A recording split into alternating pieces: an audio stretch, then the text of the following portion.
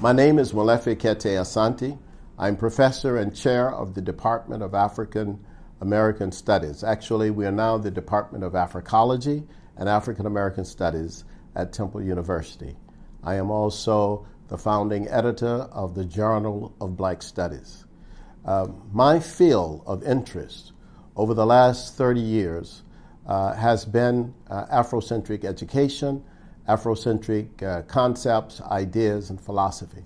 Let me start by telling you why this is important and also the origin of this idea. African people were brought to the Americas, and in the United States, African people were here from 1619, actually before it was the United States of America. We were here from 1619 as indentured servants and then as enslaved people until 1865. We were enslaved, consequently, 246 years. We have only been free, technically, for 151 years. So we were enslaved almost 100 years longer than we have been free. But during the period of our enslavement, African people were dislocated psychologically, dislocated economically, dislocated culturally, dislocated linguistically. We were, in effect, moved completely off of our own terms. And by being moved off of our own terms, we were decentered. The narratives of our lives were not our narratives. They were the narratives of Europeans. They were the narratives of white people. We participated in those narratives because our own narratives have been basically destroyed, decentered, dislocated, confused. And so consequently, the effect of this is confusion for the African population. Not only confusion for the African population, but after 1865, there were no people who came together and said, okay, perhaps black people, the 4 million Africans who are freed, maybe there should be some process by which we look at what has happened, a debriefing of the 246 years, some possible way of examining what has happened to African people in terms of culture, in terms of history, in terms of psychology, in terms of spirituality. What's been the result of 246 years of this dislocation? So since we were not debriefed, and since we didn't have any one to process this for us, what happened was a degree of insanity. And in my judgment, this degree of insanity was best seen in the educational system, because the educational system was not designed for African people. The educational system in America was designed for white people. And it was designed essentially to create a situation where those who bought into it bought into a European system of education. That is why African people, I think, have a sense of loss of consciousness or a lack of consciousness. That is why sometimes you see confusion where African people have no understanding of their own history.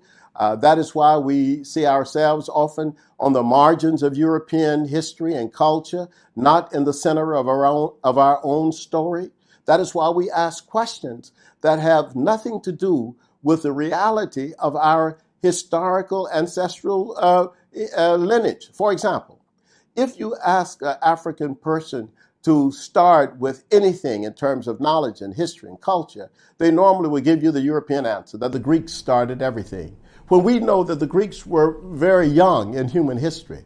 If you start with 800 BC, the period of Homer and the Odyssey and the Iliad, then you are forgetting that 2,000 years before Homer, African people built the pyramids. Then you are starting with a limited understanding of human history. If you forget geometry, if you forget philosophy, if you forget architecture, if you forget theology, if you forget politics, all of these fields that were started in Africa along the Nile Valley, with the Nile Valley civilizations, long before they were ever in Greece. How do you account for people being sane? You can't be sane if you believe that, because in effect what you're doing is believing something that is false. And if you follow that false track, then what happens is that you're miseducated. That is why Carter G. Woodson in 1933 wrote a book called The Miseducation of the Negro, because he understood precisely what we understand as Afrocentric educators. And I've worked with school districts, many school districts all across the country, and I still work with school districts in trying to teach teachers how to teach African American children. And you teach African American children like you teach any children normally, and that is you start from where they are. You start with their own history, their own culture. If you go to Japan and you start talking about mathematics in Japan, you start with Japanese students and their history and mathematics. If you start talking with them about history, you start with them with their own history.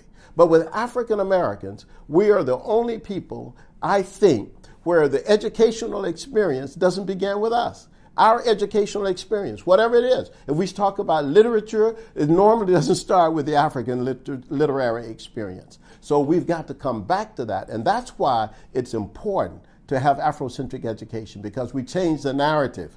We change the story. We make the African person the center of his or her own story. If we don't do that, we continue to teach what I believe to be a history, a understanding of information and knowledge, and that really puts African people on the outside of their own story. And that is, to me, a very destructive force in American society. And that's why I've always called for a recentering of information. If you talk to me about the Constitutional Convention, I want to know, what did the black people think who were serving in the kitchen when Thomas Jefferson was in that room? What did they say about Mr. Jefferson? What did they overhear?